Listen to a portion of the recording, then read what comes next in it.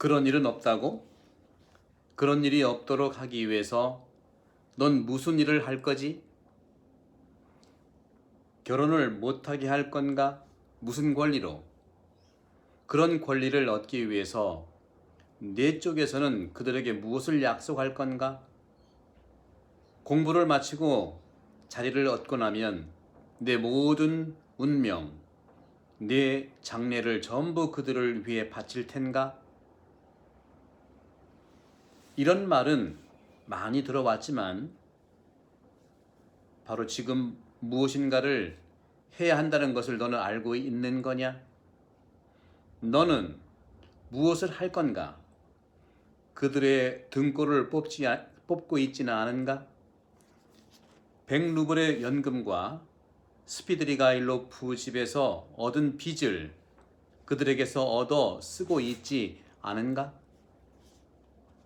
너는 어떻게 스비드리가일로프 같은 자들과 아파나시 이바노비치 바흐루신에게서 그들을 보호할 거지? 미래의 백만장자여, 그들의 운명을 손에 쥐고 있는 제우스여, 10년 후에는 10년이 지나고 나면 어머니의 눈도 뜨개질 아니 눈물 때문에 멀어지시겠지. 그리고 금식을 하도 많이 해서 바싹 야위시겠지. 그럼 동생은? 자, 생각 좀 해봐. 10년 후에 동생은 어떻게 될까? 그 10년 동안에 말이야, 상상할 수 있겠어? 그는 자신을 학대하는데 일종의 만족감을 느끼면서 이런 질문들로 자신을 괴롭혔다. 하지만 이런 질문들이 지금 돌발적으로 그의 마음에 새롭게 떠오른 건 아니었다. 아니, 이것들은 이미 오래전부터 그를 괴롭혀오던 질문들이었다. 이것들이 얼마나 오래전부터 그의 가슴을 아프게 하고 그의 마음을 찢었던가. 그가 지금 느끼고 있는 온갖 종류의 슬픔들은 이미 오래전부터 그의 마음속에서 싹튼 후 자꾸 자라고 쌓여 요즘에 와서는 거부할 수 없이 해결을 요구하는 무시무시하고 강렬하고 환상적인 질문들의 형태로 집결되고 성숙해져서 그의 마음과 이성을 괴롭혔다. 그런데 지금 어머니의 편지가 갑작스레 그를 벼락처럼 내리친 것이다. 이제 더 이상 비탄에 잠긴 채 이 문제들을 해결할 수 없다고 생각하며 수동적으로 괴로워만 할 수는 없었다. 반드시 지금 당장 될 수 있으면 더 빨리 무슨 일이든 행동으로 옮겨야만 했다. 어떤 일이 생기든 상관없이 무엇이든 결행해야만 했다. 그렇지 않으면 삶을 아예 거부하든지. 그는 소스라치게 놀라며 이렇게 소리질렀다.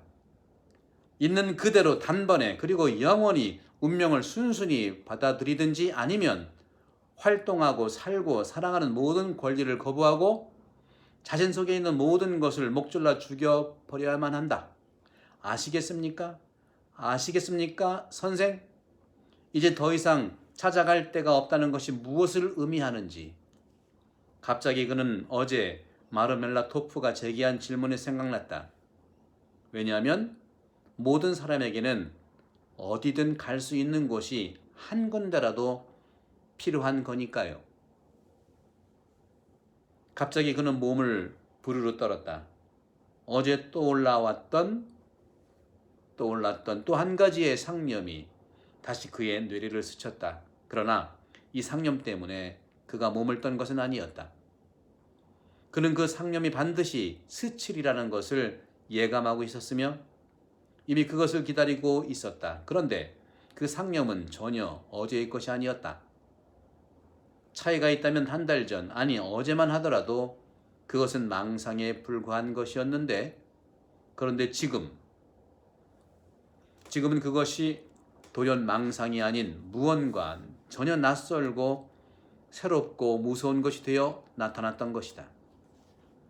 그리고 그 자신도 이것을 대번에 알아챘다. 그는 머리를 망치로 얻어맞은 것처럼 멍해졌고 눈도 아득해졌다. 그는 얼른 주위를 둘러보며 무엇인가를 찾았다. 앉고 싶어서 벤치를 찾았던 것이다. 그는 그때 K 산책로를 따라 걷고 있었는데 100걸음 정도 앞에 벤치가 있는 것이 보였다. 그는 가능한 한 빨리 걸었다. 하지만 가는 길에 그는 한 가지 작은 사건과 마주치게 되었고 이 사건은 몇 분 동안 그의 관심을 온통 사로잡고 말았다. 벤치를 찾다가 그는 자기보다 20걸음 정도 앞에 한 소녀가 걸어가고 있는 모습을 보았다.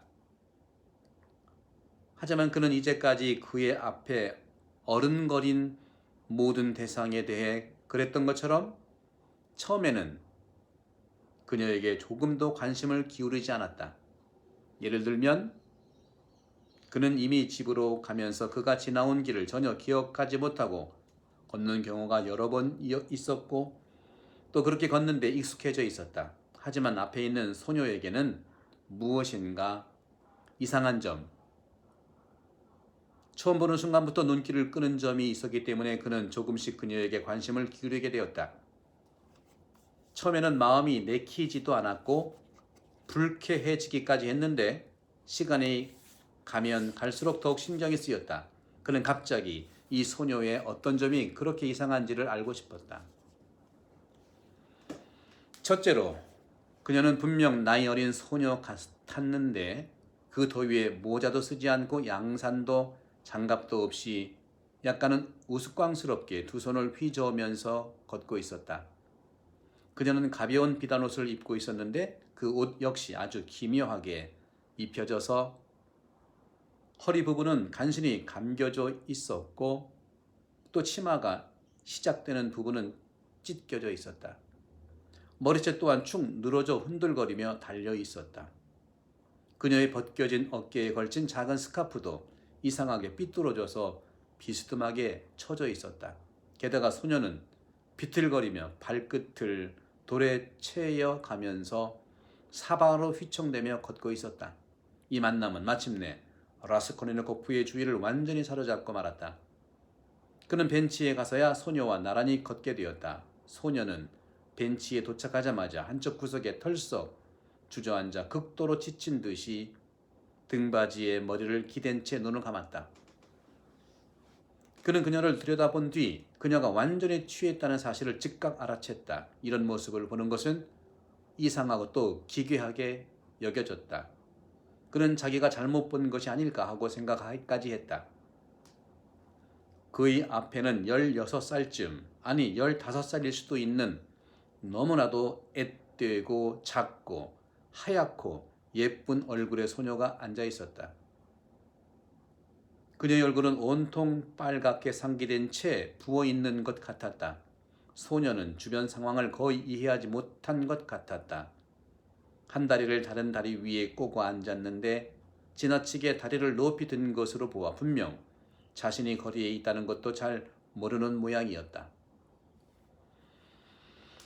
라스콜니코프는 앉지도 않고 떠나려고도 하지 않은 채 그녀 앞에서 망설이며 서 있었다. 이 산책로는 언제나 인적이 드물었고 더구나 한시경에 이처럼 무더운 시간에는 거의 사람이 없었다. 그러나 그로부터 15걸음 정도 떨어진 건너편의 산책로 끝에는 어떤 신사가 서 있었다. 모든 정황으로 미뤄보아 그 역시 어떤 목적이 있어서 이 아가씨에게 접근하고 싶어 안달하는 것 같았다.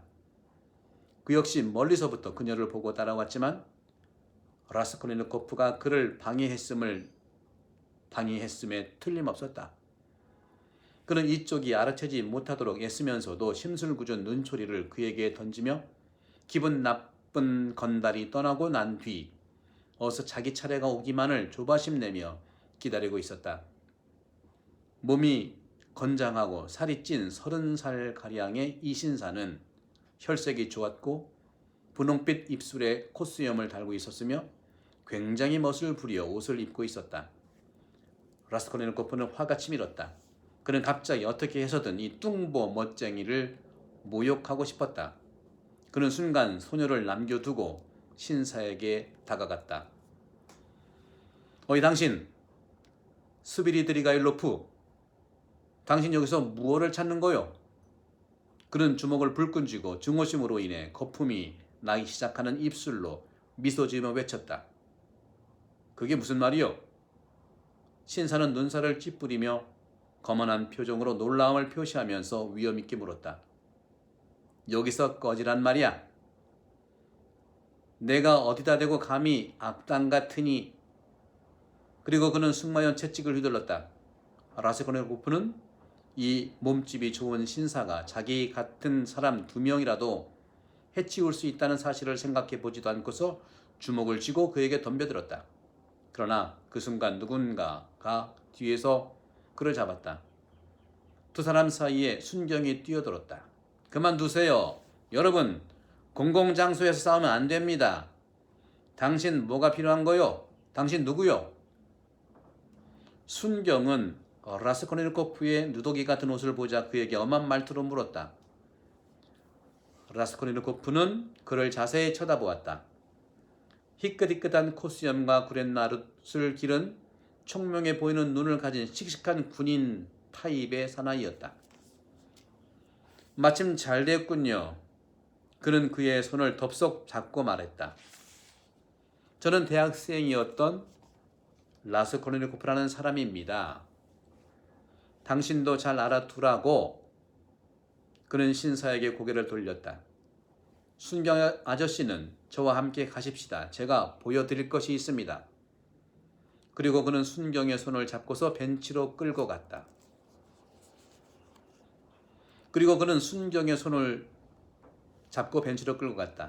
자, 보십시오. 완전히 취해서 산책로를 걷고 있었어요. 누가 이 여자를 아는지 또 어떤 여자인지는 모르겠지만 거리의 여자는 아닌 것 같습니다. 아마도 어디선가 술을 먹여서는 속인 것 같아요. 처음으로 말이에요. 이해가 가십니까?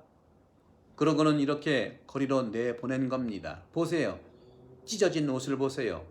이 옷이 어떻게 입혀졌는지. 자기가 입은 것이 아니라 솜씨 없는 남자의 손이 한 겁니다. 분명합니다. 그리고 이제 좀 보세요. 제가 지금 막 싸우려고 했던 저 못을 잔뜩 뿌린 사나이는 저도 모르는 사람입니다. 처음 본 사람이지요. 그런데 저 사람도 역시 이 여자, 취해서 전혀 정신을 차리지 못하는 이 여자를 길에서 발견하고는 여자에게 접근해서 낚아채고 싶어 안달하고 있었던 거예요. 왜냐하면 여자가 이런 상태에 있으니까요. 어디론가 데려가려고 했던 거지요. 분명히 그랬을 겁니다. 제가 실수한 것이 아니라는 점을 믿어주십시오. 그 사람이 이 소녀를 관찰하면서 쫓아오는 것을 제 눈으로 똑똑히 보고 그를 방해한 겁니다. 그는 지금도 여전히 내가 떠나기를 기다리고 있군요. 자, 지금 저 사람이 조금 가다가는 멈춰서서 담배를 많은 척 하고 있는 것 좀 보세요. 어떻게 하면 우리가 이 소녀를 그에게 넘겨주지 않을 수 있을까요? 어떻게 하면 소녀를 집으로 보낼 수 있을까요? 생각을 좀 해보십시오. 순경은 순간 모든 것을 이해하고 납득했다. 뚱뚱한 신사가 무엇을 원하는지는 분명했는데 문제는 소녀였다. 순경은 더 가까이에서 보기 위해 그녀에게 고개를 숙였다. 그런 그의 모습에는 진정한 동정심이 서려 있었다. 이런 너무 불쌍하군. 그는 머리를 흔들면서 말했다. 아직 어린애 티가 채 가시지도 않았는데 속은 거야. 그게 분명하군. 이거 봐요, 아가씨. 그는 그녀를 불렀다. 어디 살아요? 소녀는 피곤해 보이고 그리 멍텅한 눈을 뜨고서 묻고 있는 사람들의 얼굴을 멍하니 보더니만 귀찮다는 듯이 손을 흔들었다. 제발 좀 보세요. 들어보세요. 라스콜니코프는 말했다. 자, 여기. 그는 주머니를 뒤져서 마침내 자기가 가지고 있던 20꼬베이가를 꺼냈다. 자, 마차를 불러서 집으로 데려다 주라고 하십시오. 주소만이라도 알면 좋을 텐데. 아가씨. 순경은 돈을 받아들고서 다시 부르기 시작했다.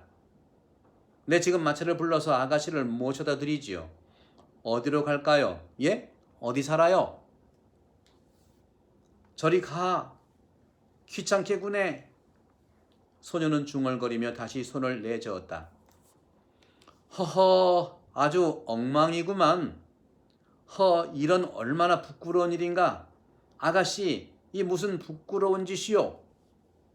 혀를 끌끌 차면서 동정심과 분노에 쌓여 그는 다시 머리를 저었다. 이런 일이 생기다니. 그는 라스콜리노코프에게 말을 걸다가 언뜻 그를 머리끝에서 발끝까지 다시 훑어보았다. 아마도 그는 라스콜리노코프를 이상한 사람으로 생각한 것 같았다. 이런 넝마 같은 옷을 입고서 돈을 내주다니. 멀리서부터 이 여자를 따라왔습니까? 그는 물었다. 말씀드렸지만 제 앞에서 걸어가고 있었습니다. 바로 이 산책로에서요. 벤치에 가더니 이렇게 주저앉아 버렸어요. 요즘에 이렇게 부끄러운 일들이 얼마나 많이 일어나는지 모르겠어요. 맙소사. 이렇게 젊은 처녀가 벌써 취해 다니니 속은 커요. 바로 맞아요. 저기 옷도 찢겨져 있군. 요즘 세상이 어디까지 타락한 건지. 귀족 집안 출신의 모양인데 아마도 몰락한 모양이로군요. 요즘 이런 일이 너무 많아요. 보기에는 고생을 안 해본 아이 같은데 귀한 집 딸 같군요. 그는 다시 그녀 위로 몸을 굽혔다. 어쩌면 그의 집에도 마치 귀한 집 딸인 양 교육을 받아 귀족 티를 내며 온갖 종류의 유행을 쫓는 그런 딸이 있을지도 모른다. 중요한 것은 라스콜니코프는 걱정하는 투로 말했다. 바로 저 비열한 놈에게 넘겨주지 말아야 한다는 겁니다. 아니면 저자가 또 이 소녀를 모욕하겠지요. 저놈이 무엇을 원하는지 뻔한 겁니다. 저 나쁜 놈 아직도 가지 않았군. 라스콜니코프는 큰 소리로 말하면서 손으로 그를 똑바로 가리켰다. 그 사람은 소리를 듣고 다시 한번 화를 내려 했지만 생각을 바꾸었는지 멸시하는 듯한 시선을 보내는 것으로 행동을 제어했다. 그러고는 천천히 10발자국 정도 더 가서는 다시 멈추었다. 저런 사람들에게 내주지 않을 수는 있겠지요. 순경은 생각에 잠겨 대답했다. 어디로 데려다 줘야 할지 말이라도 하면 좋을 텐데 그렇지 않으면 아가씨. 그는 다시 몸을 굽혔다. 소녀는 갑자기 눈을 뜨고 주변을 주의 깊게 바라보더니 마치 무엇인가를 이해했다는 듯이 벤치에서 일어나 다시 자기가 왔던 길로 되돌아가기 시작했다. 휴, 철면피들 귀찮게 굴고 있네. 그녀는 다시 손을 한번 휘젓고는 말했다. 그녀는 빨리 걸었지만 아까와 마찬가지로 심하게 비틀거렸다. 멋을 잔뜩 부린 그 사나이는 그녀에게서 눈을 떼지 않고 이번에는 다른 오솔길을 따라 그녀의 뒤를 쫓기 시작했다. 걱정 마십시오. 내내 주지 않으리다. 코수염을 단 순경은 단호하게 말하고 그들의 뒤를 따랐다. 에이, 세상이 어디까지 타락한 건지. 그는 한숨을 내쉬면서 큰 소리로 이같 같은 말을 반복했다. 그 순간 무엇인가가 라스콜니코프의 마음을 쿡 찔렀다. 한순간 그의 마음은 뒤집혔다. 이봐요, 들어봐요. 그는 순경 등 뒤에 대고 소리쳤다. 순경은 몸을 돌렸다. 내버려 두시오. 당신이 무슨 상관이요. 내버려 둬요. 저 사람더러 보살피라고 하셔. 그는 멋쟁이를 가리켰다. 당신이 무슨 상관이요. 순경은 이해를 못하겠다는 듯이 두 눈을 둥그렇게 뜨고 그를 쳐다보았다. 라스콜니코프는 웃기 시작했다. 에이! 이런 소리를 내고 순경은 손을 한번 휘젓고는 멋쟁이 뚱보와 소녀를 따라가기 시작했다. 아마도 그는 라스콜니코프를 미친 사람, 아니 그보다도 더 나쁜 사람으로 이해한 것 같았다. 내 돈 20꼬베이가를 가져갔군. 라스콜니코프는 혼자 남아서 성을 내며 말했다. 저놈한테서도 돈을 받은 소녀를 내주면 그만이야. 그러면 모든 일이 끝나는 거야. 난 왜 참견을 해서 도와주려고 했을까? 내가 도와줄 형편이라도 된단 말인가? 내게 도와줄 권리라도 있단 말인가? 서로를 산채로 잡아먹으라고 해. 나하고 무슨 상관이야? 내가 어떻게 감히 29배가를 줄 생각을 했지? 그게 내 돈인가? 이렇게 이상한 말을 했지만 그의 마음은 몹시 괴로웠다. 그는 텅 빈 벤치에 앉았다. 그는 갈피를 잡을 수가 없었다. 그리고 그 순간 무엇인가 한 가지 생각에 몰두하기가 힘들었다. 그는 망각에 빠져 모든 것을 잊었다가 다시 깨어나 모든 것을 완전히 새롭게 시작하고 싶었다. 네, 오늘은 79쪽 하단까지 읽겠습니다. 뭐 내용은 잘 아시죠? 라스콜니코프가 소냐입니다. 소냐가 정말 잔뜩 취하고 옷도 찢겨져 있었고 이런 것을 보면서 따라갔는데 또 뚱뚱한 돈 많은 신사가 또 쫓아가는 것도 순경도 끼어들고요. 여기서 볼 때 저는 뭐 제 생각입니다만은 라스콜니코프는 세례자 요한의 이미지 부당한 걸 못 보는 거죠. 소냐는 그리스도 이미지 같이 정말 고통 속에 있는 거예요. 고통 속에 있는 거예요. 찢겨지고 정말 사람들한테 휘둘리고 그러면서도 혼미한 상태. 순경은 어떻게 바로잡아 보려고 하는 어떻게 보면 바리사이의 그런 측면들, 율법학자들 아니겠는가. 이건 제 생각입니다. 그런데 그런 부분들이 그런 관점에서 보게 되면 이 도스토옙스키의 이 최후의 이 죄와 벌은 예수님의 그런 이미지를 소설 속에 담고 있고 그걸 현대화하는 오늘날 우리의 모습하고도 관련이 있다는 말씀 드리면서 다음 시간에 또 이어서 말씀드리겠습니다. 성부와 성자와 성령의 이름으로 강복합니다. 감사합니다.